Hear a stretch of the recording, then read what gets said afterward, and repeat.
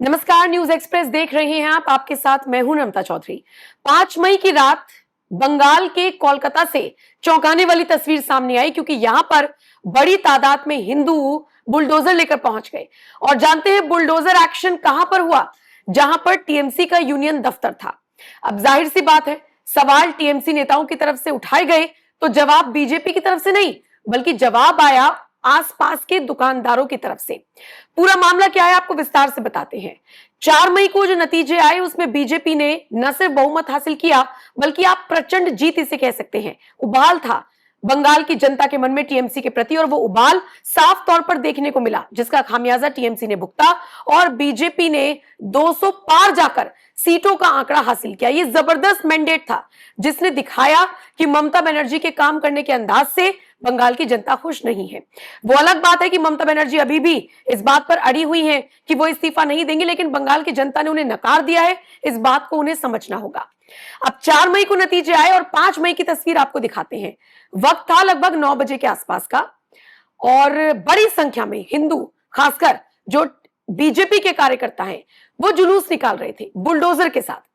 और फिर देखते ही देखते बंगाल का हॉग मार्केट जो पड़ता है, कोलकाता का न्यू मार्केट भी जिसे आप कह सकते हैं, जो बंगाल की पहचान जिसे कहा जाता है, वहां पर ये बुलडोजर पहुंचते हैं और जो टीएमसी का यूनियन दफ्तर है वहां पर चढ़ाई करना शुरू कर देते हैं। चढ़ाई करने का मतलब यह है कि उस पर तोड़फोड़ मचाना शुरू कर देते हैं।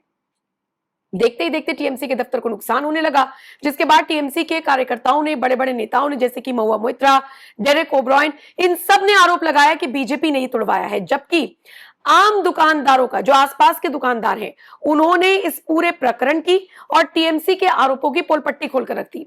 उन्होंने कहा कि कभी बहुत वक्त पहले ये किसी आदमी की दुकान हुआ करती थी, बाद में टीएमसी ने इस पर कब्जा कर लिया, इसे अपना यूनियन दफ्तर बना दिया। बहुत अच्छा हुआ अगर इस तरीके से बुलडोजर चलाए तो। टीएमसी के कार्यकर्ताओं ने तो बंगाल पुलिस को भी नहीं छोड़ा। जो बंगाल पुलिस ममता बनर्जी की वजह से बदनाम थी, आज टीएमसी कार्यकर्ता कह रहे हैं कि बंगाल पुलिस वहां पर खड़ी ही चुपचाप मूक दर्शक बनकर देखती रही। वो तो सीआरपीएफ के जवानों पर भी आरोप लगा रहे हैं कि वो भी खड़े होकर देखते रहे, किसी ने नहीं रोका और टीएमसी के दफ्तर को मिट्टी में मिलाने की कोशिश की गई है। आपको बताते चले, टीएमसी कार्यकर्ताओं की तरफ से ये आरोप लगाए गए तो आसपास के दुकानदारों से भी बातचीत करने की कोशिश की गई। पत्रकारों के साथ बातचीत में आसपास के शॉपकीपर्स का कहना है कि ये कब्जा की हुई जगह थी, जिसको अगर इस तरीके से छुड़ाया गया है तो बहुत अच्छी बात है, इसमें कुछ गलत नहीं होना चाहिए।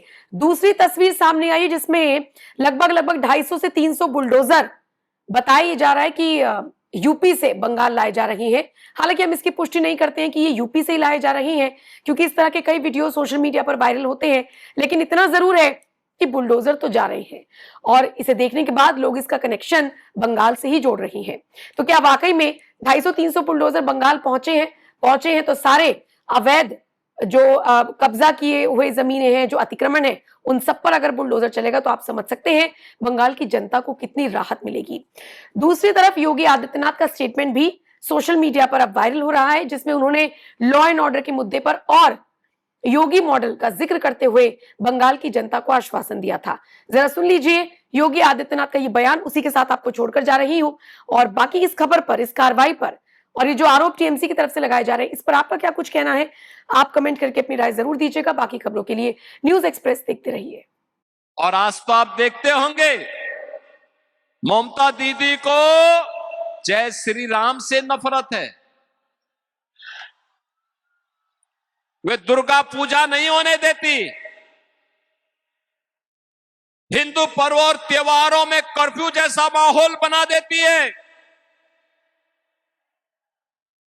मुर्शिदाबाद में क्या कुछ नहीं हुआ, सरकार मौन थी, उन गुंडों के साथ खड़ी थी, उपद्रवियों के साथ खड़ी थी।